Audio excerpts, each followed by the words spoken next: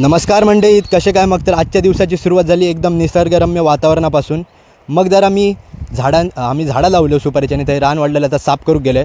त्याच्यानंतर जरा फिराक घेतले गावातील आणि आता मुंबईत जाऊचो दिवस जवळ येलो त्याच्यामुळे जरा फिरलो आहे. नदीवरती गेले, जरा बसले, पाण्यामध्ये पाय टाकले तर मासे चावाक लागले. तर भारी वाटत होतं, गुदगुले होत होते. मग मामाकडे जायचं होता, रिक्षाची वाट बघत होते. रिक्षा आली, रिक्षात बसलो आणि आम्ही जाऊक निघालो माझ्या मामाकडे. पहिलं कांदळ गावात जायचं होता, त्याच्यानंतर माझ्या मामाकडे. तर वाटेत हे बघा कोण दिसले होते, उडिये बघा कसे मारतात. त्याच्यानंतर वाटेत पाऊस येलो विरांच्या पुढे गेल्यानंतर. मग जाऊन पोचलो कांदळ गावात. रामेश्वर मंदिरात जायचं होता, बाहेरच महाराजांचं दर्शन झाला.